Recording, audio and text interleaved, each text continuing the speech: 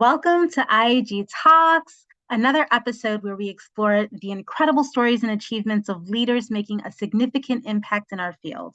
Today, we have the privilege of delving into the remarkable journey of a visionary in the realm of advocacy and community support. Joining us today is the inspiring CEO and co-founder of Individual Advocacy Group, Dr. Charlene Bennett. Dr. Bennett boasts an extensive background in the field spanning over 2 decades. Her passion for creating positive change led her to establish homes customized for individuals with complex needs, a project that she began over 23 years ago.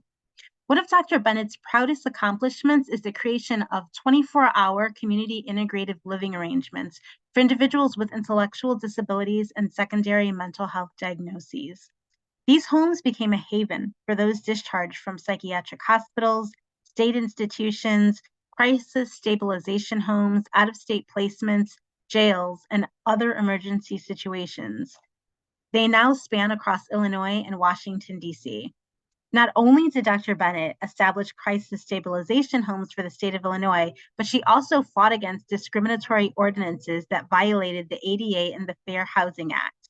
Through a federal lawsuit joined by the United States Department of Justice, Dr. Bennett achieved a groundbreaking victory, setting a new case law and ensuring equal application of city ordinances for all, regardless of disability.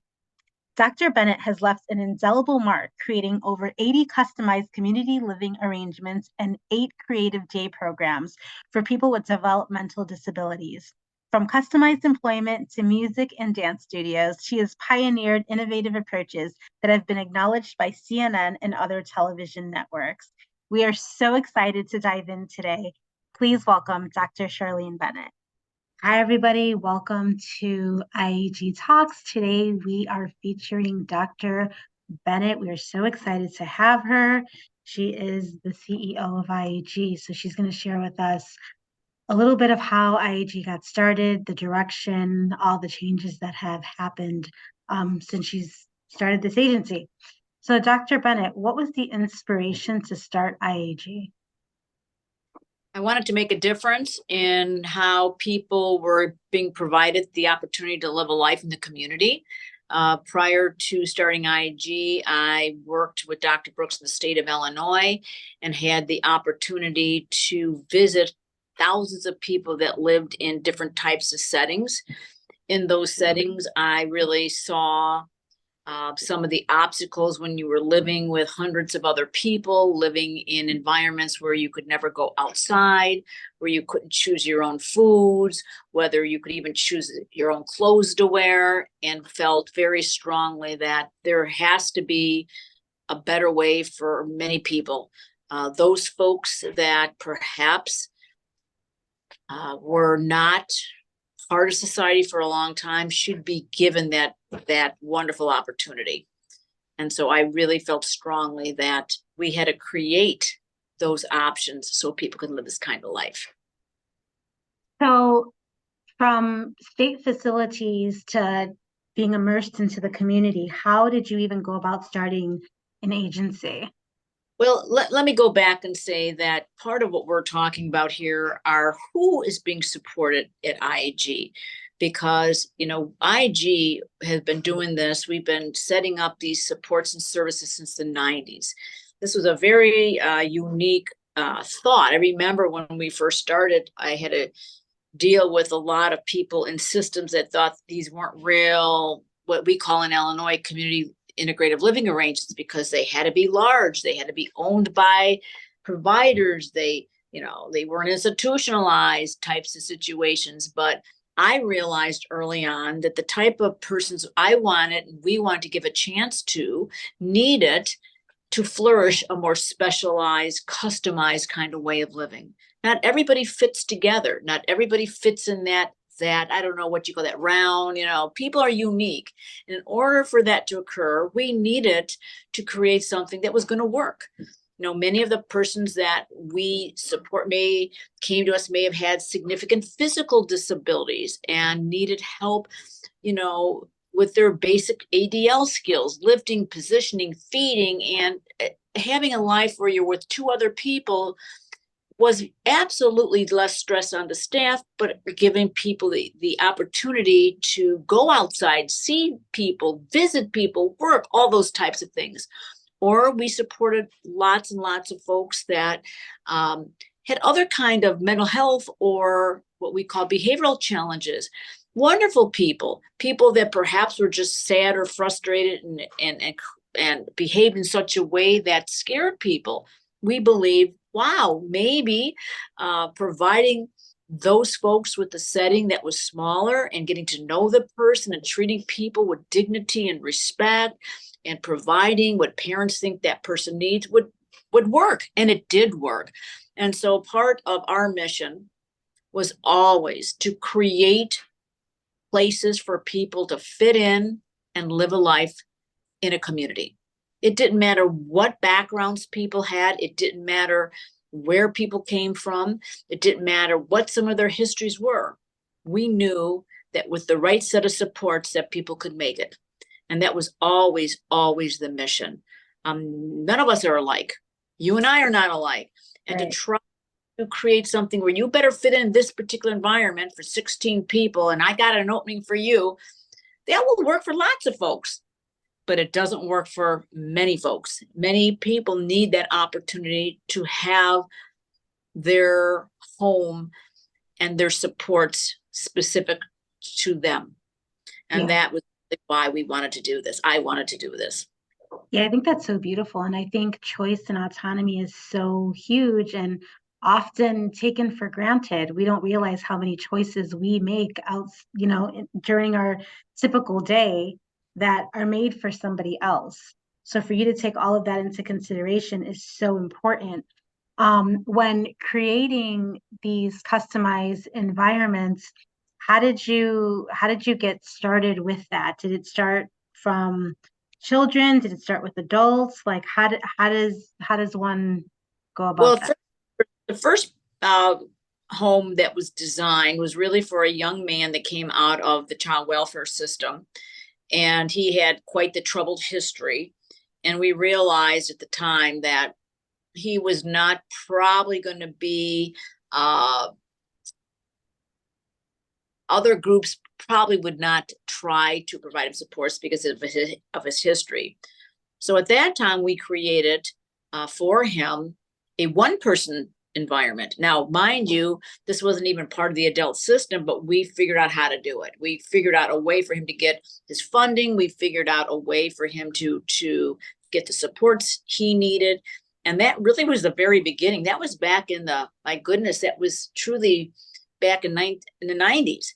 And then what ended up happening was there was an individual that I met when I'd worked in the state that had led a pretty sad history. He was put in a nursing home at the age of 9, taken away from his family, lived up in Chicago, and they moved him down to Murfreesboro, Illinois, a young kid living in a nursing home. And I met him when I worked in the state, when I was managing the Medicaid system for people with intellectual disabilities.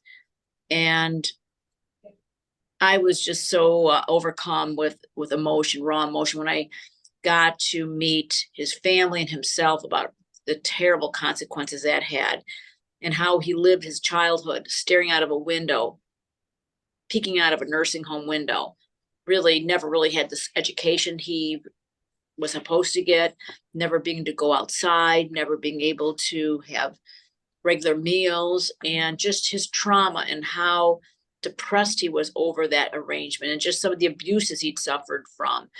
And at the time, I was his advocate. I became his personal advocate and really fought very hard to provide him with the opportunity to live in the community.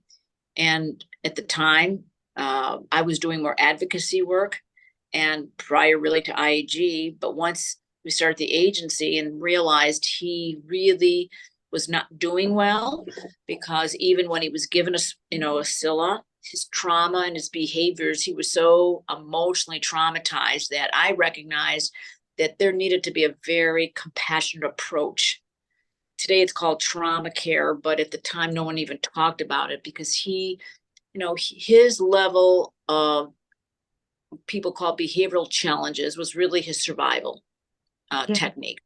And he was viewed at that time as one of the hardest men in Illinois, which was ridiculous. And, I don't know how I would be today if I spent my childhood living in a nursing home because I had cerebral palsy. And so I promised him I would become a Scylla provider so we could create his forever life. He ended up becoming for our organization the voice. Even though he was nonverbal, he communicated very eloquently. And we had him meet with every employee that ever came through our doors. And he and I, through gestures and his voice box, whatever, he would talk about what that was like, what it was truly like to be treated with dignity and respect, and what people do to each other that they don't even know how difficult that is. And he eventually got his own apartment, and we supported him 24 hours a day in a very unique arrangement. He lived with one other person, and there was 2 other apartment units that he leased himself, but we provided the staff. And he led a very fulfilling life. However, he never got over the trauma. Very sad about the trauma, but we did and supported him in a way that I'm very proud of. And he has since passed away due to some medical precondition, but truly was my inspiration, because to hear from the people that live the life and what it is like to really show true dignity and compassion toward another human being is key. We may think we get it, but hearing from the people who've lived it and feeling it is a very different focus. And so from my perspective, is compassion has to be part of the whole process of creating people's lives, and understanding what people really desire and need. And I truly felt strongly about how to do that had to be with their input and with people's understanding of what's important. So that's truly, what I'm proud of. And what I'm really proud of is the fact that there are people that we have supported that came from psychiatric hospitals, people that have came from institutional settings, people that have come from families where they were in crisis, people that hundreds and hundreds and hundreds and hundreds of providers, did not respond to the request. And we created those customized life environments, and they're living a life in the community with jobs, all kinds of things. And that's just, I can't even describe how wonderful that is. That is absolutely wonderful. I think one of the things that IAG as an agency does really beautifully is the way that they customize not just living, but everyday life.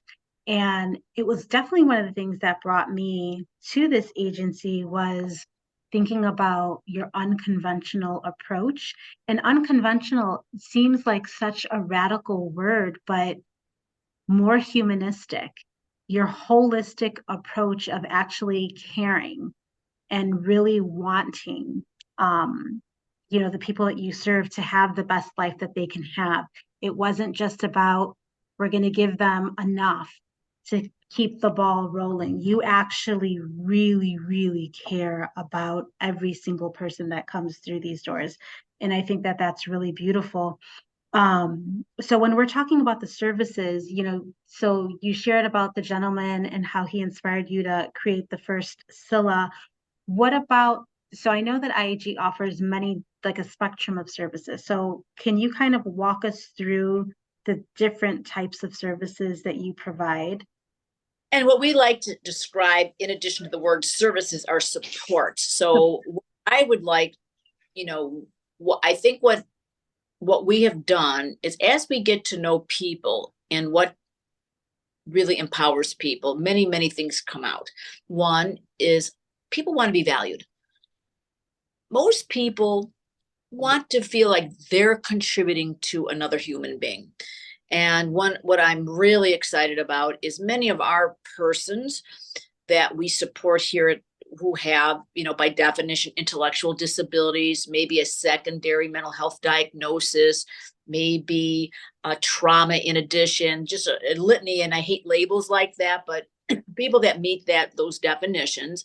What we really felt strongly through everyone wants to feel contribution. So our folks began very much as they could, volunteering and offering their supports. And what we discovered was how important it is for people to want to earn their own way and not be dependent on just give me. Now, mind you, we do have many folks that may not have traditional jobs, but everyone, no matter who one is, no matter what the spectrum of intellectual capabilities, can contribute. So that became a huge focus of support. So we started here a very customized employment program. We then created self-entrepreneurships where many of our persons here had started their own businesses. For some of those individuals that may have more complex needs or challenges, we provided during the day what we call our community integrative day supports, where they may be involved in art classes where their people are making artwork and selling. So, even if you can only do a, hand over hand kind of contribution, they're producing art that has an impact on human beings. So that was the first area of additional supports. Customized employment, of course, support employment, but we felt strongly that to really empower life, let's contribute. And so we had the contribution from jobs, from self-entrepreneur, for creating art and other types of creative kinds of things that persons could make some money doing, but contributions. On that spectrum, volunteerism became a huge part of what we did. So that is an additional support. We've had people volunteering at nursing homes. We've had gardens and growing vegetables, going to many of the, to the local, farmers markets. We have a program here where some of our persons are going to some other kinds of environments and actually doing their own volunteerism. So, and all for pay. Along that line, we have persons that get paid for speaking and speaker bureau and all. So that's one area. We also realized to continue supporting people in a way that is contributing to quality of life, that many persons that we support here have a need for counseling and therapy.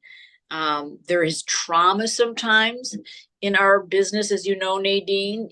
People have been, many of the folks may be traumatized from how they've been treated in places.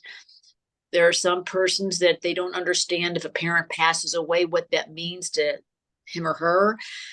There are people that need to understand what their diagnoses are and how that affects their own life.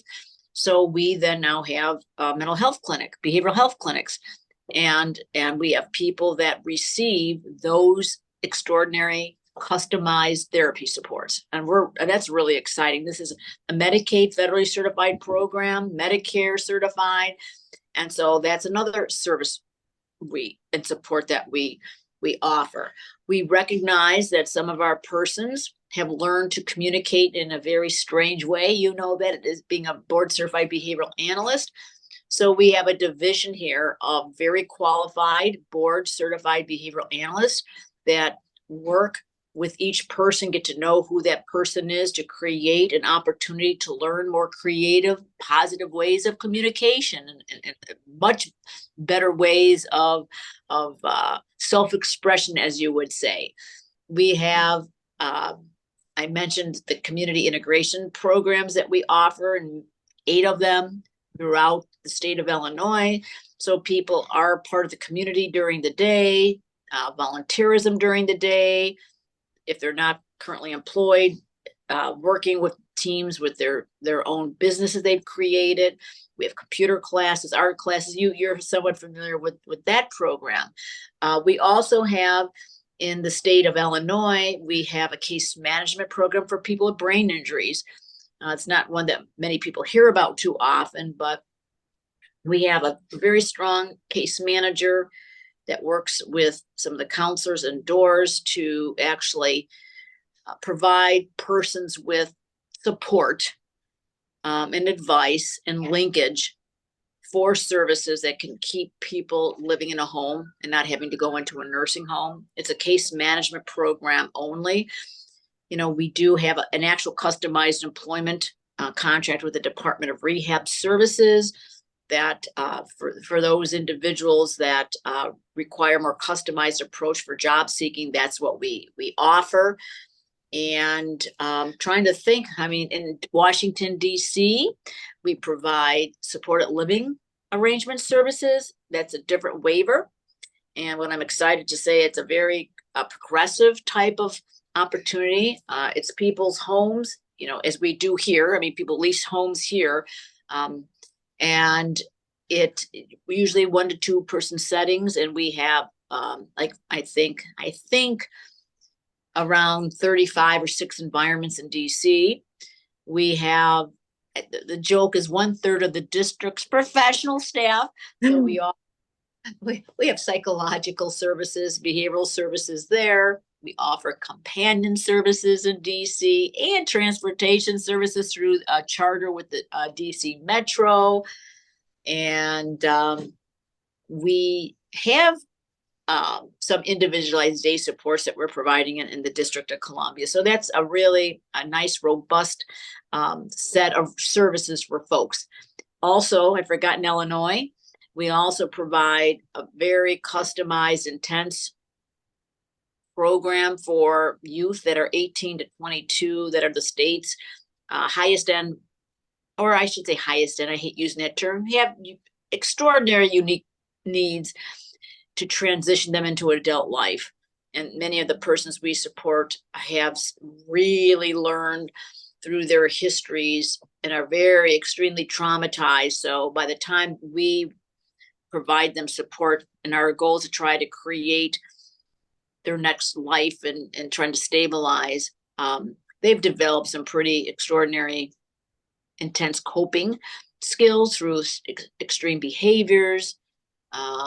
Some have substance abuse issues. Some of the youth may have the onset of significant mental illness. And our program has been highly successful as taking Illinois' DCFS youth and providing them that type of structure and supports so they can eventually move into either the adult system on the intellectual disability side, or we have a program that provides them with getting the housing ready and the wraparound supports for that. Yeah, so it's a big beautiful. That program's been in existence since '99. It came out of the DCFS wraparound program, and back in the '90s with the wraparound, our mission was to take folks in Illinois and DC, the same folks that were placed out of state and return them back into state, and then create those customized environments so they can be successful long-term in a community setting. Yeah. Oh, I forgot to also mention, we also run the state of Illinois short-term stabilization homes. And I think Illinois has made the stand, a courageous stand really, to figure out a way of keeping people in the community so they don't have to go to a higher level of care. In our stabilization, which we have 4 of them in central Illinois, is to really, once they come to our program, we work with SST, they're in our program, and we do a lot of intensive behavioral work, staff work, DSP work, therapy work, psychiatric work, everything to try to stabilize, figure it out, help create those techniques so those next set of employees where they go home can take some of those hands-on techniques to hopefully keep them living within the community at another organization. Yeah, that's truly amazing. And I think as a behavior analyst, I have a really deep appreciation for your type of leadership. So when we're talking about communication and self-expression, we often think about the environment, but not just how your you really push, it's not just how we react to people, it's how we create opportunities for people. What proactive things are we doing? How are we customizing these environments for success? And I think one thing that has been really interesting that IAG does is it really integrates so many different creative aspects into its programming, from painting to art to dance to improv to woodworking to filmmaking. And I think that gives so many different people a medium to be able to communicate. So even when you were talking about the gentleman who, spoke using a voice box, maybe he wasn't able to articulate his words, on his own. However, when given the proper support, he was able to communicate. And so, whether it be a voice box or a paintbrush or music or whatever, you're giving people the opportunity to have a safe space to be able to express themselves in a way that not only helps with communication, but coping, trauma, behaviors. They're feeling heard, they're feeling valued. And I think that that's one of the things that IAG does really great, that's truly unique, that you really immerse everybody with a creative medium to be able to explore. And one of the things I want to mention is how important it is to have a spirit, a collective spirit with everyone that supports people. And so it is absolutely for us key to respect employees and not just say the words, but live the words and have our employees be part of the mission with us. And so very key for us to really support and have our employees become part of our team. We're all one for all. And one of the concepts that not concept what we live is when you move up the ranks, it doesn't mean you spend less time with people. And what is very important here is that no matter what role you're in, you care about people. You're willing to step in. We have been very blessed having high leadership covering shifts if they need to. I mean, actually, truly having a great level of love for people support it. And so that's really part of what drives this, making sure that we know when to support employees. When I've seen in the past where sometimes persons come into an organization, individuals may not, they may be having an issue or a problem and the staff are left alone. They don't know how to handle things. That's when things get rocky sometimes. But our mission is to everyone supports each other and get all the leadership, no matter who one is, helping staff to help and support people, because without that you just don't have it. And so what I'm very touched by is that spirit with employees and the different levels that we have a career path for employees and just input from employees, and each of the regions really working very hard and hearing concerns so we can improve upon what we do to support people who in turn can support people. Absolutely. Absolutely. I think that's one of the great things here is the level of empathy given across the board. So if somebody is listening and they have a family member that needs services, they don't know how to go about something like that, what advice would you give to them when they're seeking to find the right place and the right care for the person that they love? Well, Illinois, and in DC, they have systems of referral process. I think everyone knows that depending on which area you're living in, there's service coordinators in Washington, DC, and in Illinois, it's the ISCs, Independent Service Coordinators, working with that team and voicing to whoever is your advocate what you're looking for and not taking no for an answer. Break down what it is that you want from, if you are going to be funded. I can't speak to who gets funded, not. What is it? You want it to be a good match for you as a guardian or family or the person who's in supports. Finding out how their settings are set up. What is the principles? What are the philosophy? What are you looking for? And really, being, in my view, passionate about what you think is important for your loved one and being the best advocate for that person possible. Yeah, I love that. Absolutely. Well, thank you so much for your time today, Dr. Bennett. We look forward to more of you on this podcast and learning more about the lawsuits. And there's so many beautiful stories and so many just life-changing transformational stories that we will be getting into in the future. But thank you today for your time. And everyone, make sure to follow us at IAG Talks on Spotify, and as well as any social media handles at IAG Cares. Thank you very much.